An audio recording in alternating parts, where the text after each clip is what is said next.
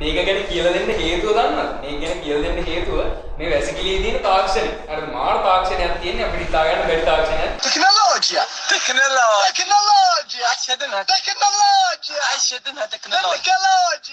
ඔයාලා දන්නවද සාමාන්‍යයෙන් කමෙන්ට් එකක් ගත්තාම මෙහෙමදී හරි.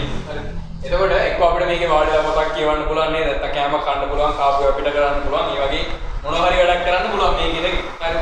මේ වැසිකිළියේ තියෙන ඉන්ස්ටිටියුට් එකේ තියෙන විශේෂත්වය තමයි මේකේ මගේ පුතේ මේ සිදුරක් නැහැ. ඒ වෙනුවට තියෙන්නේ මෙන්න මේ වගේ දෙයක් තමයි තියෙන්නේ. හරි. වාඩි වුණාට පස්සේ මෙහෙම ඊතනට අපද්‍රව්‍ය එකතු වෙනවා. හරි.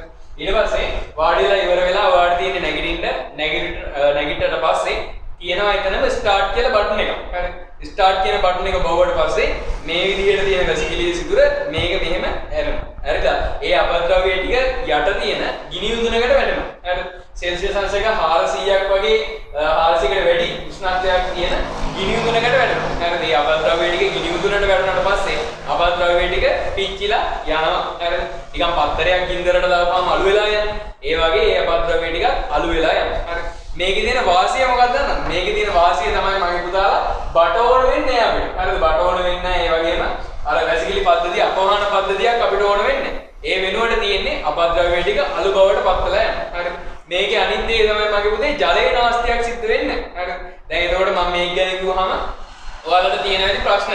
හරිද? වතුර නැත්තම් කොහමද වෙන්නේ? එහෙම කියලා හිතනවා නේද? එහෙම ඒක අවුලන්න එච්චර හිතන්න එපා. අනිත් දේ තමයි මගේ පුතේ කරන්ට් එක නැති වෙලාවට නම් මේකට යන්න එපා. මේකට ගියොත් එහෙම වැඩේ කරගන්න අමාරුයි. අර ස්ටාර්ට් කියන බටන් එක මෙයා වෙන්නේ ඊට පස්සේ මෙහෙම මෙයා වෙන්නේ. ඊට පස්සේ ඒකේ තියෙන කරන්ට් එක අවශ්‍ය නිසා. ඊට පස්සේ තුන්වෙනි දේ තමයි ඔයා මේකේ වාඩිලා ඉඳි ස්ටාර්ට් බටන් එක බවුවොත් මොකද්ද වෙන්නේ කියලා. එතකොට ඔයාලට එන්ඩ් එක ඒ විදිහට දැනගන්න පුළුවන්. මේක තමයි ඉන්ස්ටිටියුට් වැසිකිළිය. එතකොට ඔයාලගේ ගෙදරක් එහෙම හදනවා නම් මේ වගේ එකක් පාවිච්චි කරන්න හොඳයි. ආයේ බට දාන්න ඕනෙත් නෑ, අපවහන පද්ධතියක් ඕනෙත් නෑ.